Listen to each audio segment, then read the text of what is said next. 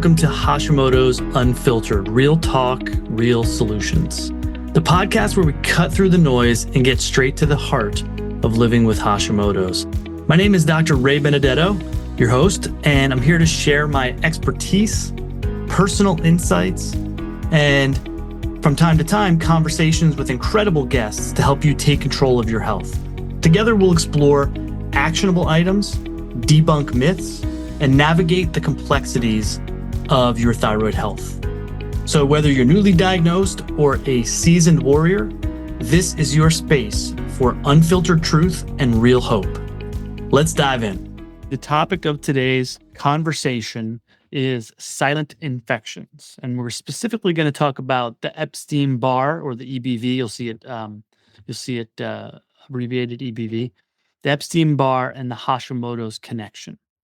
You'll see there's someone out there who preaches that this is it. Like Epstein-Barr is the cause of Hashimoto's.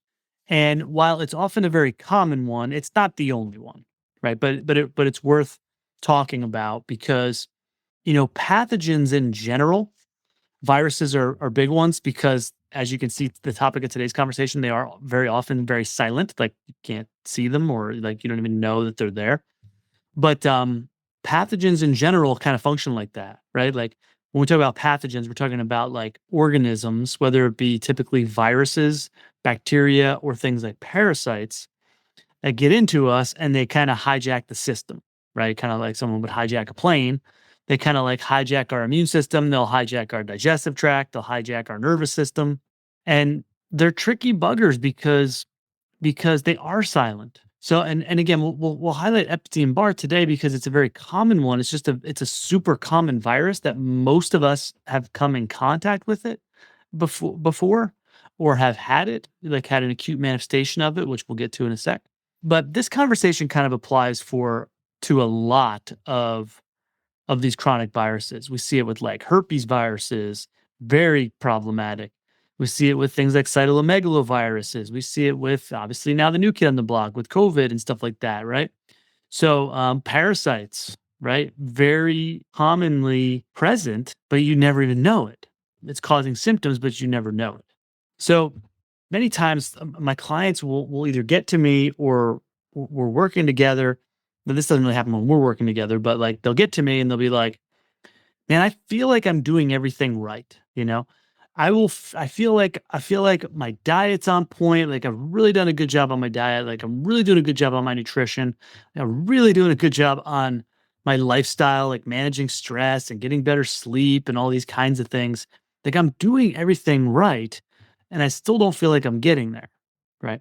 And many times it's because of this underlying root cause that hasn't been addressed, which would be dormant or kind of under the radar viruses like Epstein-Barr, which can kind of hijack the immune system and fuel these attacks on the thyroid. Okay. So let's look specifically at Epstein-Barr. So Epstein-Barr virus is discovered by two researchers, one called Epstein and one called Barr. That's always I joke around my patients. That's always like the problem in medicine when you discover things is they name it after you.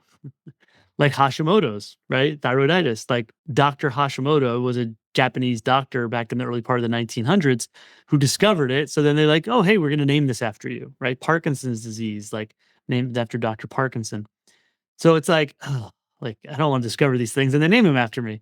So two doctors, Epstein and Barr, they discovered this virus. I guess a very common virus. So there's two avenues here, right? So number one is this is the virus that causes mononucleosis, okay, or mono.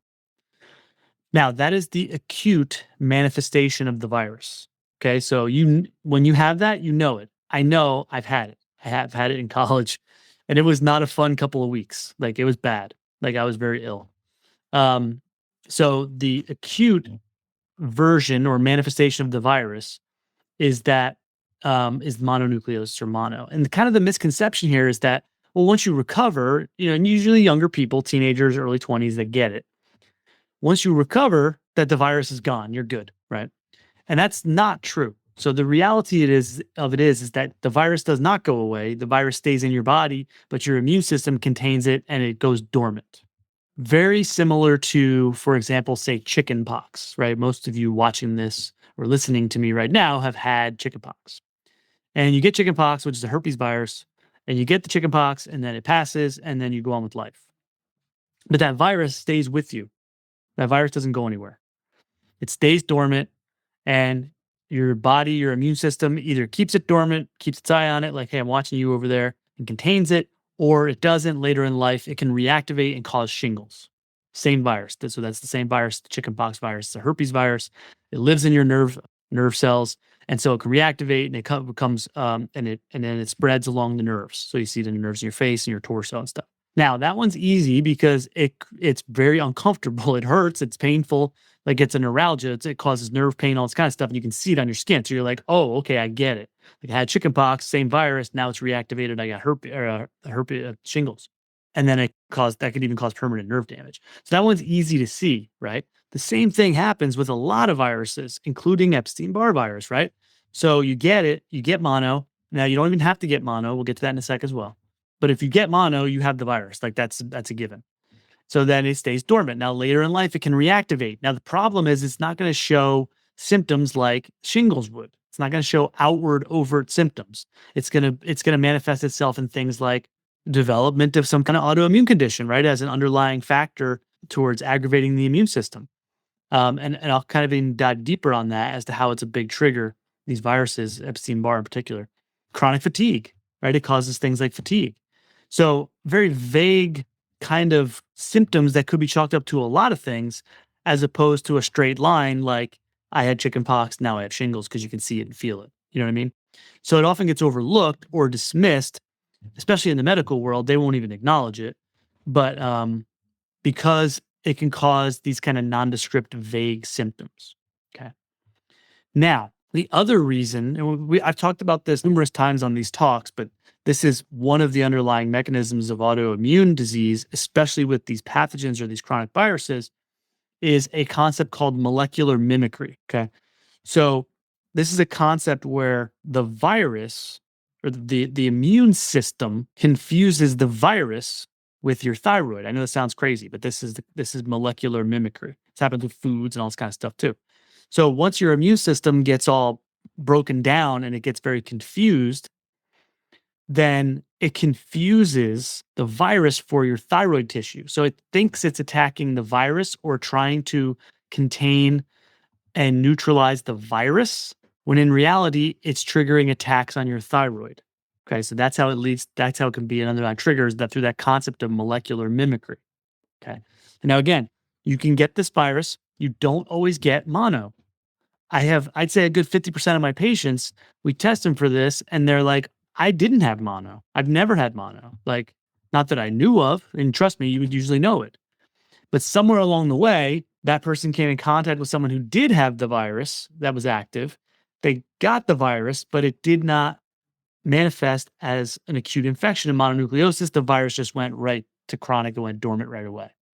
But it's still there and it can reactivate later in life. Not always, right?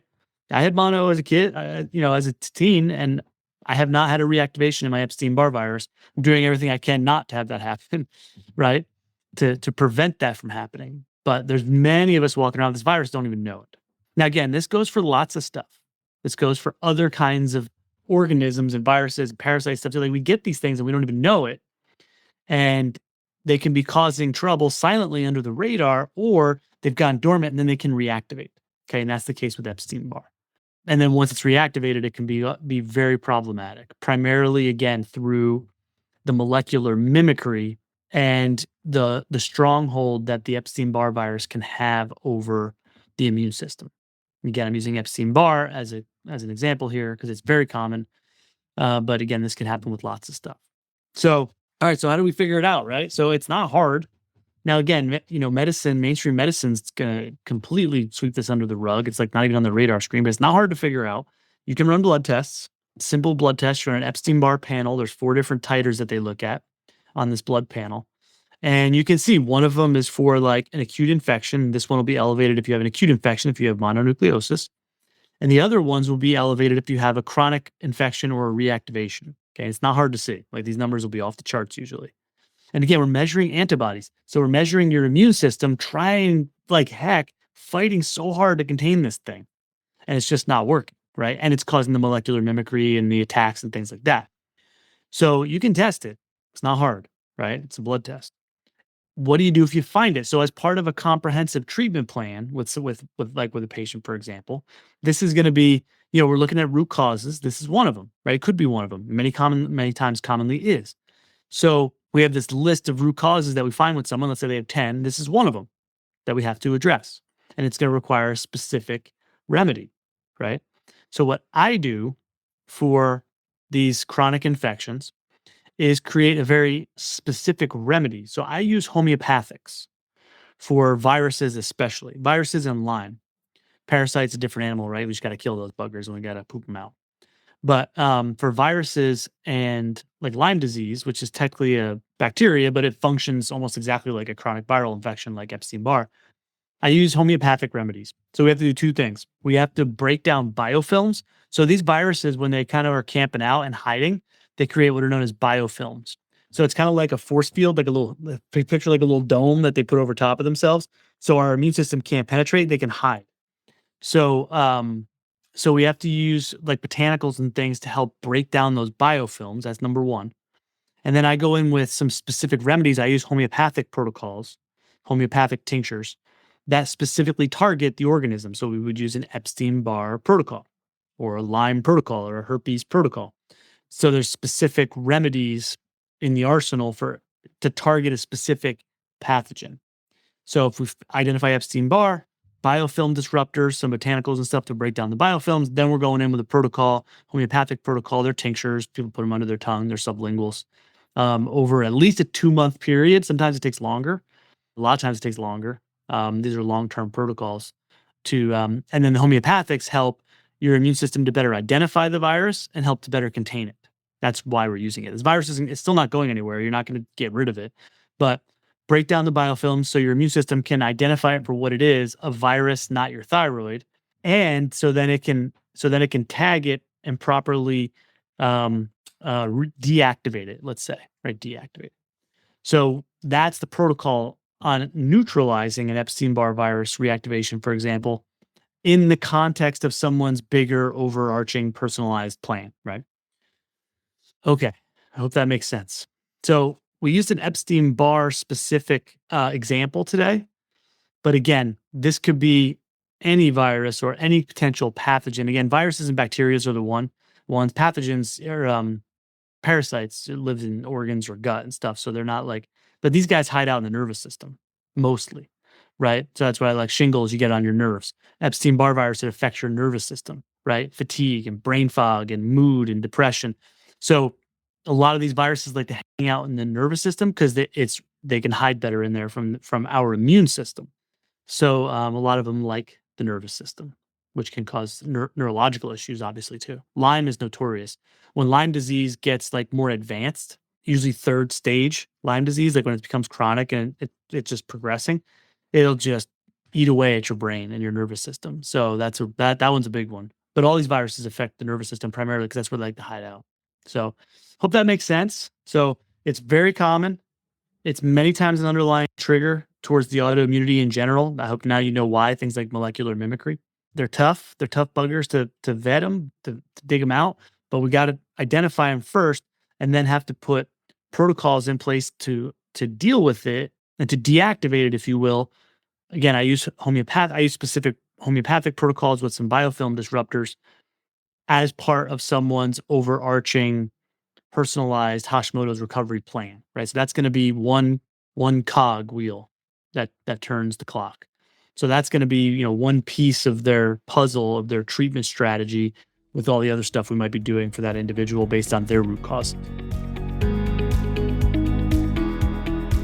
I want to thank you for tuning in to Hashimoto's Unfiltered, Real Talk, Real Solutions. Again, my name is Dr. Ray Benedetto, and I hope today's episode helped to give you the tools and the insights you need to take another step forward on your Hashimoto's journey. Don't forget to subscribe, leave a review, and share this episode if you think someone could benefit. You can also connect with me on Facebook at Dr. Ray Benedetto. and on my website, drraybenedetto.com, for more resources and updates. Until next time, remember, you're not alone, and real solutions are always within reach. Take care and be well.